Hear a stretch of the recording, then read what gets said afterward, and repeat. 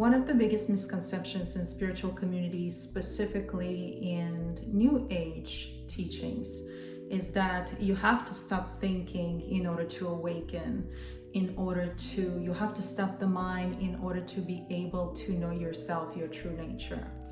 And I believe it's such a huge misconception, and I was kind of in a trap of that for a while as well, which prevented me, which made me chase to some sort of perfection that I have to stop thinking. Well, if you do stop thinking, congratulations, you're dead.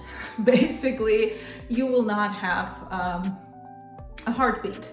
The idea is not to stop thinking. The idea is the direct path is to know yourself directly, that you are already that which you're looking for, and that is your true identity. So the problem is when we identify with thoughts, and that becomes a problem because people have a feeling they have a hard time thinking. There's a lot of thoughts, and it's true. The less self-aware you are, the more thoughts you're gonna have. So of course it's partially true that ideally you want to subside all of that weight. That's why retreating to quiet places where you don't have to think to work and reduce unnecessary thoughts can be very beneficial. But the thing is that with the direct path and non-duality, what we're talking about here is that you don't have to stop thinking to awaken, because there's nobody to awaken there.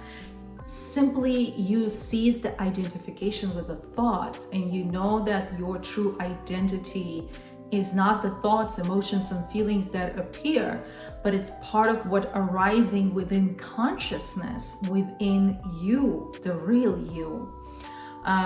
So this can be, if any of you going through confusion, so to speak, it might be from a certain way of reading certain books or listening to certain teachers that might be preaching that you have to stop thinking to awaken. And I've had that in my experience as well. I've been there.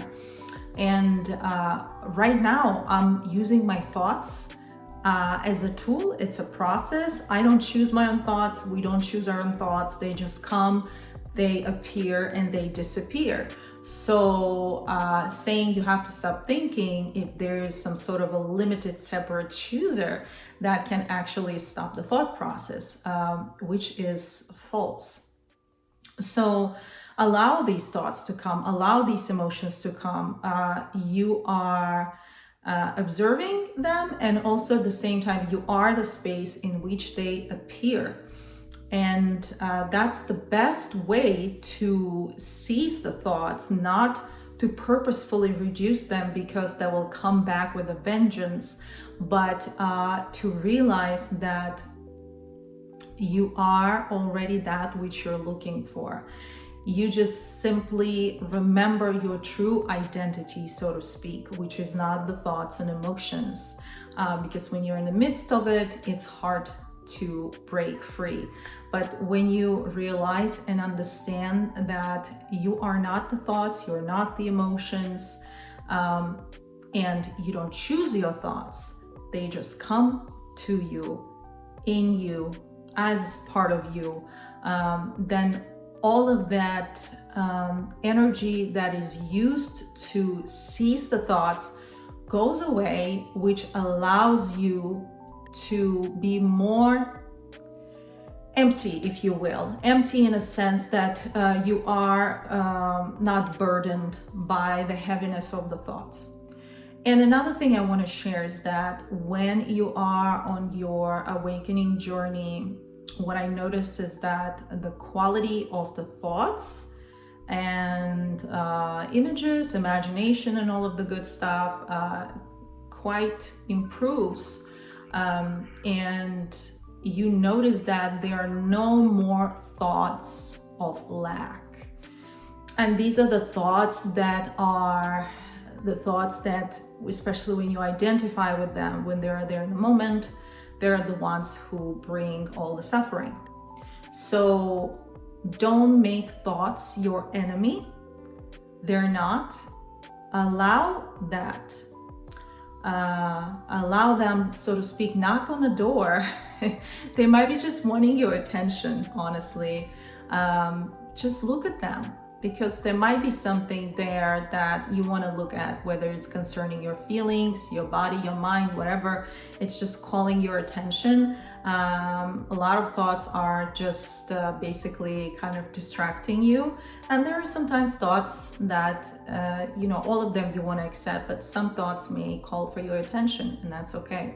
So there's a lot of practical thoughts that we use. Like right now, I'm speaking, I'm talking, I'm using thoughts.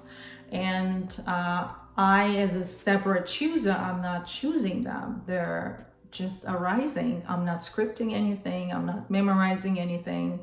So things are really, really much simpler than they appear. But the mind and the thoughts itself kind of want to make it like it's some thing that needs to be fixed. So be aware of that. Every time there's a tendency to fix something, be aware of that, and let me know in the comments if you've ever met yourself with that kind of resistance, or maybe you were also conditioned in a way that you have to get rid of the thoughts.